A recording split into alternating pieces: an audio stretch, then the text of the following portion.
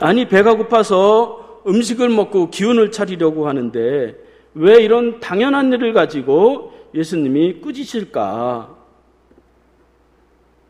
그 꾸짖은 이유에 대해서 자기가 살아난 것을 믿지 아니했기 때문이다. 그렇게 말씀하고 있습니다.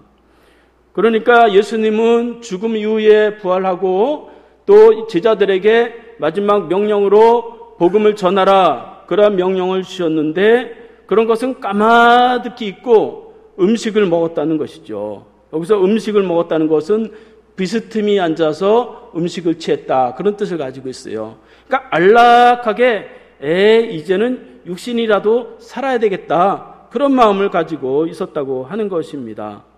그때 예수님은 그들에게 복음에 대해서 말씀하는 것을 볼 수가 있습니다.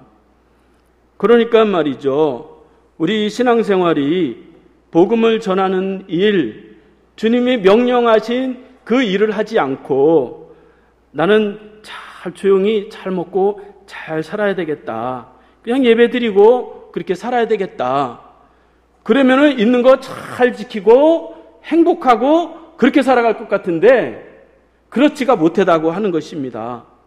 이들이 믿음을 잃어버린 것이 아닙니다. 사명을 잃어버린 거예요. 그러니까 하나님 앞에서 우리가 이 육신의 삶에 매여서 이렇게 살아가기도 힘들고 신앙생활을 하기도 힘들고 그러면 그때는 선교, 복음을 전하는 것으로 강력하게 돌파하면서 이 육신의 문제를 해결해 나가야 된다는 것이에요. 매일 거기에 매여서 매일 뱅글뱅글 돌아도 해결이 되지를 않아요. 그래서 하나님 앞에 구원받은 이 기쁨을 가지고 이 복음을 전하는 이 사명, 그리고 내가 해야 되는 목표, 방향을 분명하게 정하면 하나님이 그 육신의 문제는 사실 별로 걱정을 안 해도 다 채워주십니다. 그래서 예수님이 제자들에게 주신 그 사명이 뭐냐? 그것은 복음을 만민에게 전하라, 선교하라고 말씀하고 있는 것을 볼 수가 있습니다. 그래서 15절 말씀해 보면 또 이르시되 너희는 온 천하에 다니며 만민에게 복음을 전파하라, 그렇게 말씀하고 있습니다. 예수님은 음식을 먹고 있는 그 제자들을 책망하신 후에 온 천하를 다니면서 만민에게 복음을 전하라, 그렇게 말씀하신 것입니다. 그러니까 복음을 전하는 데 있어서 나 그냥 아는 사람, 옆에 사람이나 전하지, 그러지 않았다는 거예요. 온 천하를 다니면서 복음을 전하라고 말씀하신 거예요. 그 어떤 어르신들은 말이죠, 우리가 선교합시다 그러면 말이죠, 목사님, 아이고 우리나라도 못 사는 사람 많아요. 주변에도 어려운 사람 많아요. 왜 그런 사람들을 놔두고 왜 그 아프리카를 가고 그러나요? 그 하나님의 마음을 몰라서 그러는 거예요. 하나님의 마음은 아프리카 흑인도 한 명이고 우리나라에 사는 불쌍한 사람도 한 명이에요. 똑같은 그러한 영혼을 가지고 그런 눈을 바라봐야 우월감이나 또는 열등감이나 이런 걸 느끼지 않는단 말이죠. 그 민족주의가 사람을 자꾸 갈라놓고 갈등하게 만드는 것입니다.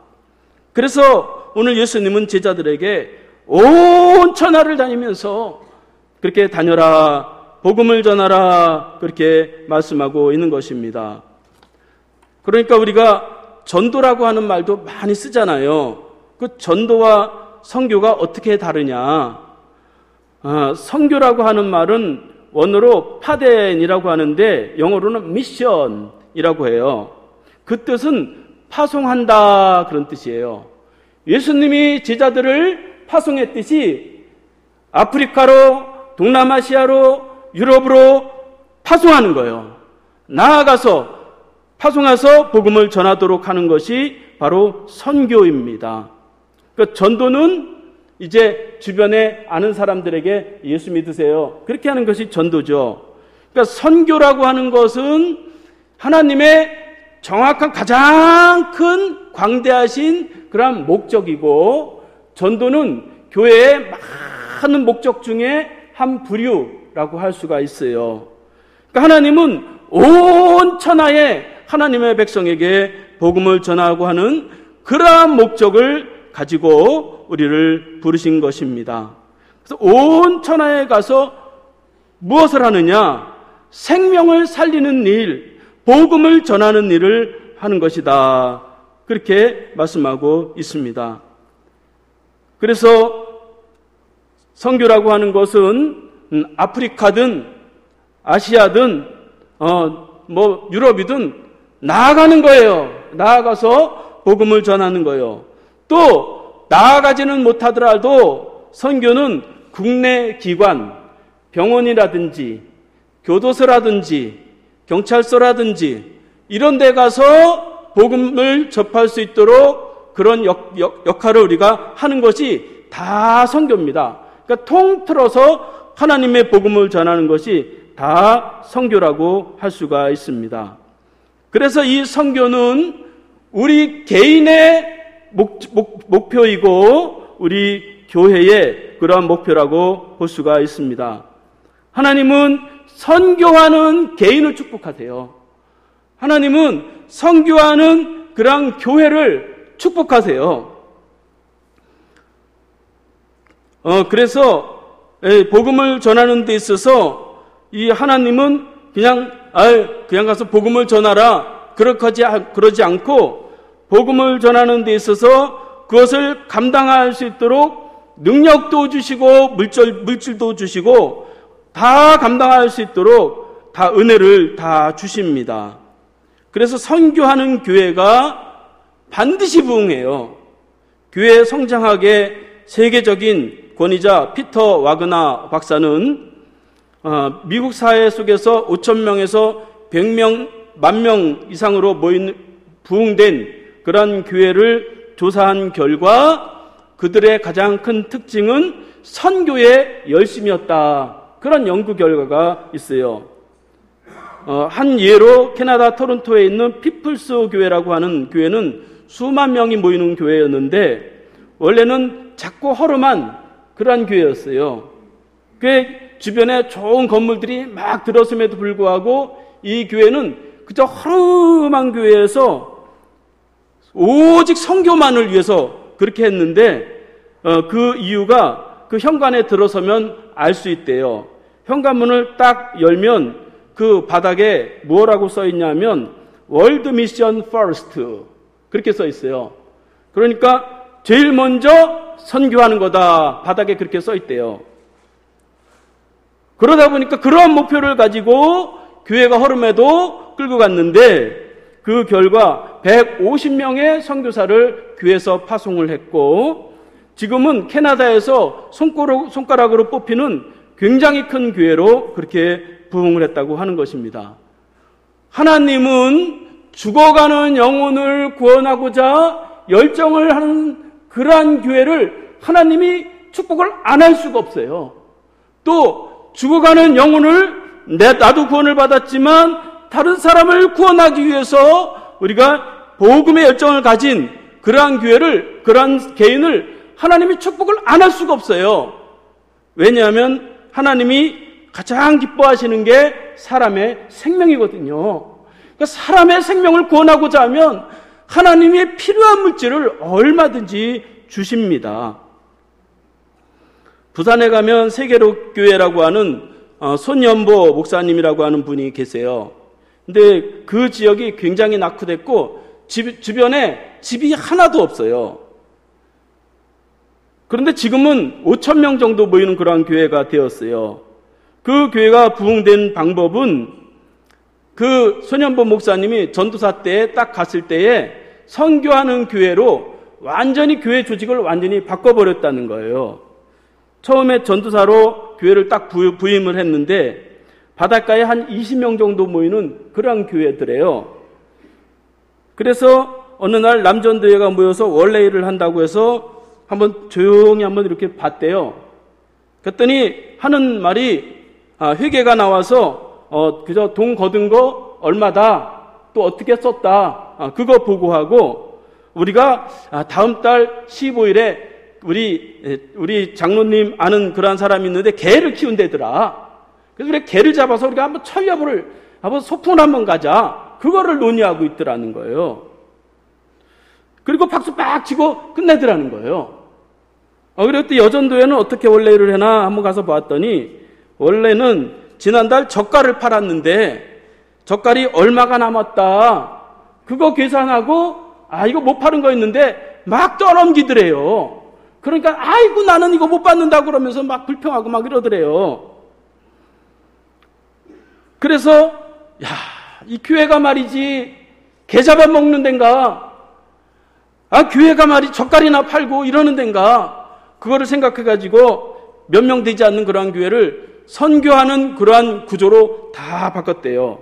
구역별로 나눠서 나라를 정해주고 그것을 기도하게 하고 후원하게 하고 그러면서 그 선교 구조로 다 바꿨대요. 지금은 5,000명 넘는 아주 유명한 그러한 교회가 되었습니다. 그러니까 하나님은 선교하는 교회를 축복하세요. 그것이 가정이든 개인이든 하나님은 선교하는 교회를 축복하십니다. 제가 그래서 선교에 대해서 설교를 하면서 하나님, 저는 어떻게 할까요? 그랬더니 너는 10개 교회를 너 내 앞에 오기 전에 개척하고 오너라. 그랬어요. 그래서 이거 겁나더라고요. 근데 제가 아멘 했어요. 하나님이 물질 주실 것이다. 내가 목표가 없고 목사도 복음 전파에 대한 그러한 그 방향이 없는데 내가 무슨 설교를 할까? 그러면서 하나님 앞에 아멘 했어요. 여러분들 부담 갖지 마세요. 여러분들 도움 없어도 제가 100개 교회, 10개 교회를 이제 하나님 주시는 거 가지고 세울 테니까. 여러분 사업을 하고 말이죠. 공부를 하고 직장을 다니는데 우리가 무슨 목적을 가지고 다녀야 되느냐? 아이고 나 잘 먹고 잘 살게요. 그거는요. 참 가져도 힘든 거예요. 이루기도 힘든 거예요. 목표가 없잖아요. 우리가 잘 먹고 잘 살아야 되겠다. 그게 목표면 말이죠. 그걸 이뤄도 굉장히 공허한 겁니다. 마음이. 그래서 하나님 앞에 이 선교적인 마인드로 우리가 바뀌고 개인과 교회가 완전히 선교하는 그러한 모습으로 가야 된다. 왜냐하면 하나님이 마지막으로 명령하신 그것이기 때문입니다. 저와 여러분들을 부른 목적이 바로 죽어가는 그 영혼들을 살리라고, 목사를 만든 목적도 죽어가는 영혼들을 살리라고 목사로 부른 거예요. 마태복음 4장 19절 말씀을 보니까 나를 따라오너라 내가 너희로 사람을 낚는 어부가 되게 하리라, 그렇게 말씀하고 있습니다. 사람을 구원하는 일을 우리에게 주셨단 말이죠. 마태복음 2장 38절 말씀해 보니까 우리가 다른 마을에 가서 전도하자 내가 이를 위해서 왔노라, 그렇게 말씀하고 있습니다. 예수님이 마을마다 돌아다니면서 한 것은 죽어가는 영혼을 하나님께 인도하기 위해서 그렇게 마을마다 그렇게 다니신 것입니다. 이렇게 선교를 목적으로 하면 하나님이 굉장한 특권을 주세요. 굉장한 능력을 우리에게 주십니다. 그래서 오늘 말씀에 보면 하나님이 우리에게 큰 능력을 허락하신다고 말씀하고 있어요. 오늘 말씀 17절 말씀에서 보면 믿는 자들에게는 이런 표적이 따르니 곧 그들이 내 이름으로 귀신을 쫓아내며 새 방언을 말하며 뱀을 집어올리며 무슨 독을 마실지라도 해를 받지 아니하며 병든 사람에게 손을 얹은즉 나으리라 하시더라, 그렇게 말씀하고 있습니다. 예수님은 온 천하를 다니면서 복음을 전하라 그렇게 말씀하시고, 그래 너네 힘으로 한번 해봐라, 그러지를 않고 감당할 수 있도록 능력을 부어주셨다는 거예요. 우리 하나님이 우리를 보내시는 데 있어서 이리 가운데 보내는 이 양떼를 보내는데 무능한 모습으로 그렇게 보내주시지 않았다 하는 것입니다. 그래서 믿는 자들에게 표적이 따르니 그렇게 하면서 많은 특권을 우리에게 주셨다고 하는 것입니다. 그래서 4가지의 그런 특권을 주셨다고 말씀하고 있어요.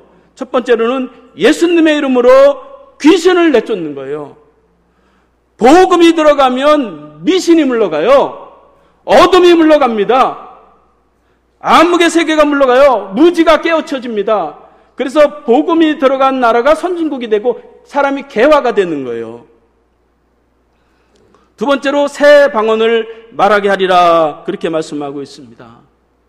언어가 풀린다는 거예요. 세계 열방에 말이죠. 우리나라 사람이 2만 명이 말이죠. 저 아프리카 오지에도 가서 말이죠. 복음을 전하는 거 보세요. 어떻게 그런 일을 합니까? 하나님이 그렇게 하시는 거예요. 세 번째로는 뱀을 집어 들리고 그 도구에 해를 받지 않게 한다 그렇게 말씀하고 있어요. 사탄 마귀를 이기게 해주시는 거예요. 그러니까 목표가 분명하니까 하나님의 손에 붙잡혀 있으니까 마귀는 와서 얼씬도 못하게 그렇게 하는 것입니다. 그러니까 우리가 자꾸 말이죠 억눌리고 그런 거는 말이죠 이게 삶이 자꾸 혼동돼서 그래요. 분명한 목표가 없고 방향이 없기 때문에. 그렇다고 하나님이 내 생명을 드리라 그렇게 말씀하십니까? 하나님은요 우리가 마음의 생각만 가져도 채워주세요. 우리가 목표만 정해도 하나님이 그걸 채워주세요. 하나님 저에게도 여러분들이 상상하는 것보다 훨씬 많은 걸 지금 채워주세요. 그러니까 목표를 분명하게 가져야 된단 말이죠. 하나님 앞에 저 죽어가는 영혼을 내가 살리리라 그런 목표를 가지면 하나님이 놀라운 일들을 행하십니다. 네 번째로 모든 병자를 고치는 능력을 주신다 그렇게 말씀하고 있습니다. 너희가 손을 얹은 즉 병이 나으리라 그렇게 말씀하고 있습니다. 그러니까 사람을 치유하고 세워주고 위로하는 그러한 능력을 우리에게 주셨어요. 그래서 이러한 권위를 가지고 능력을 가지고 하나님 앞에 그렇게 나아갈 때에 하나님의 사명을 충분히 그렇게 감당할 수 있게 된다 하는 것입니다. 그래서 우리가 신앙생활을 하면서 이렇게 방향, 목표를 바르게 설정을 해야 된다 하는 것이죠. 선교하는 사람에게 하나님이 늘 함께 하시고 표적을 주세요. 그래서 19절, 20절 말씀에 보면 주 예수께서 말씀하신 후에 하늘로 올려지사 하나님 우편에 앉으시니라. 제자들이 나가 두루 전파할세 주께서 함께 역사하사 그 따르는 표적으로 말씀을 확실히 증언하시니라. 그렇게 말씀하고 있습니다. 예수님이 하늘에 올라가셔서 하나님 우편에 앉아 계시는데 그 우편에 앉아 계셔서 무엇 하시느냐? 예수님이 이 땅에서도 선교를 위해서 일하셨지만 천상에 올라가서도 사역을 하시는데 그 사역은 바로 선교적인 사명을 하나님 우편에서 지금도 하고 계신다는 거예요. 그래서 마지막 명령으로 제자들에게 복음을 전파하라고 부탁하시고 하나님 우편에 앉으셔서 두루 다니며 제자들이 함께 하는데 그들과 함께 함으로 그들이 가는 곳마다 표적이 따르고 확실히 증언이 되게 하셨다. 그렇게 말씀하고 있습니다. 이렇게 하나님은 이제 오늘날 예수님은 오늘날도 선교하는 그러한 사람을 찾고 계시고 부르시고 계십니다. 그 선교에 우리가 동참해야 된다 하는 것입니다. 두루 전파하는 자들에게 함께 하신다라고 하는 것입니다. 약속을 지키시는 거예요. 능력을 허락하여 주시는 것입니다. 그래서 이사야 43장 2절 말씀에 보면 내가 물 가운데로 지날 때 내가 너와 함께 할 것이라 강을 건널 때에도 물이 너를 침몰하지 못할 것이며 내가 불 가운데 지날 때에도 타지 아니할 것이요 불꽃이 너를 사르지도 못하리라. 그렇게 말씀하고 있습니다. 요 약속은 그냥 내가 육신적으로 축복을 받고 저는 가만히 안락을 누리면서 살겠습니다. 그런 사람한테 준 게 아니에요. 아름다운 소식을 전하는 자들에게 그렇게 주시겠다. 그렇게 말씀하고 있습니다. 그러니까 선교는 굉장한 특권이고 굉장한 그런 축복이라고 볼 수가 있습니다. 우리가 잘 아는 그런 그 선교사님 중에 이용규 선교사님이 계세요. 이용규 선교사님은 2006년 기독교 베스트셀러 내려놓음이라고 하는 책으로 유명한 분이죠. 그분은 서울대학교를 졸업하고 서울대 대학원을 졸업하고 미국 하버드 대학교 중동 역사학을 전공하고 거기서 박사학위를 받았어요. 그때 이 국내외에서 교수로 초빙하고자 하는 많은 그러한 사람들이 있었고, 또 기업이나 연구소에서 그를 초빙하려고 서로 초빙하려고 그랬어요. 그런데 그가 교수도 또 기업도 연구원도 아닌 한국 사람이 아무도 없는 저 몽골 땅, 그 땅을 선택해서 선교사로 나간 거예요. 자신의 출세와 부와 안락이 보장된 그러한 삶을 내려놓고, 그러한 교수직이나 또 기업의 그러한 대우를 내려놓고 그렇게 나아갔는데, 그가 말하기를 내가 많이 공부를 하고 또 하나님 앞에서 이렇게 섬기기는 했지만 내가 움켜쥐려고 하면 할수록 내 마음은 너무너무 공허해졌다. 그렇게 고백을 하고 있어요. 그래서 그가 선교사로 가면서 자유와 평안을 얻었고 내려놓음이라고 하는 책을 출판했는데 무려 289번을 재판했어요. 그러니까 어마어마한 책을 출판을 했죠. 또 그가 몽골에서 학교를 세우고 교회와 병원을 세우고 고아원을 세우면서 7년 동안 그 한 사람이 가가지고 그 위대한 그런 일들을 행했고, 그러면 이제 내가 이 몽골에서 자리 잡았으니까 여기서 또 안락을 누려야 되겠다 그래야 되잖아요. 그런데 몽골을 접고 다시 인도네시아로 가가지고 다시 그곳에서 대학을 세우면서 거기서 다시 또 선교를 시작하는 것을 볼 수가 있어요. 그러면 그가 그렇게 했으니까 어리석은 사람이 됐느냐? 이용규 선교사 한번 부르려면요 몇 년 전부터 예약해야 돼요. 교회와 기업에서 말이죠, 그분 모시려면 말이죠 어마어마하게 그렇게 기다려야 됩니다. 유명한 사람이 된 거예요. 우리가 잘 아는 슈바이처 박사는 말이죠, 목사요, 음악가요, 박사예요, 또 의사예요. 그 똑똑한 그분이 말이죠 아프리카 흑인에게 가서 거기서 평생을 선교사로 그렇게 살았어요. 사람들이 말이죠, 저 멍청한 사람 말이죠, 그렇게 많이 배우고 그렇게 똑똑했으면 자기 출세를 위해 살아야지 그랬는데 그가 그 아프리카에 가서 흑인들을 위해서 평생을 살아서 그렇게 고국에 돌아왔어요. 그때 그러면 그 슈바이처가 망했냐? 아직까지도 슈바이처는 존경받는 인물로 한 세계의 많은 사람들에게 그렇게 인식이 되고 있습니다. 그러니까 선교하는 사람을, 또 선교하는 교회를, 선교하는 가정을 하나님이 축복해 주시고 이 땅에 어려움이 있거들랑 그 전도와 선교로 돌파해 보세요. 그럼 너무너무 쉽게 돌파할 수가 있어요.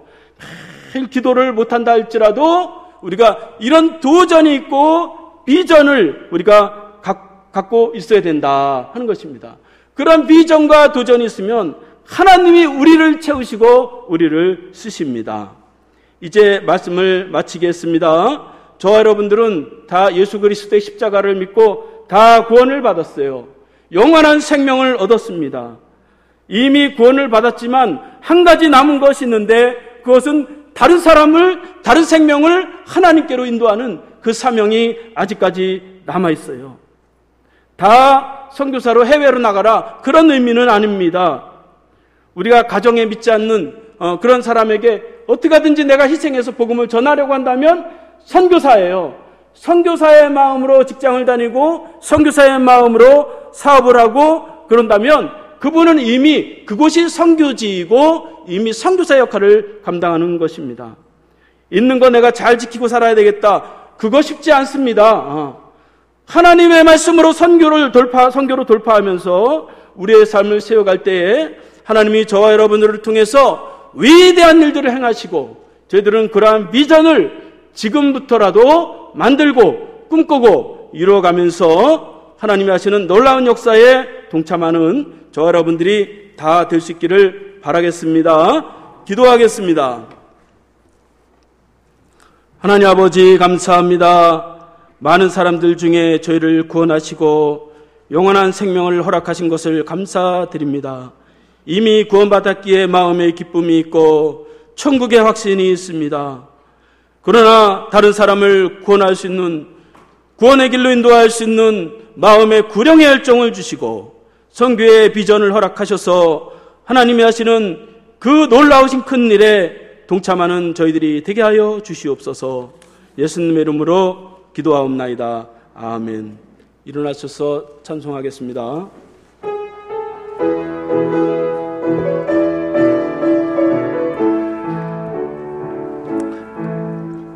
릴리 마을 그 숲속에서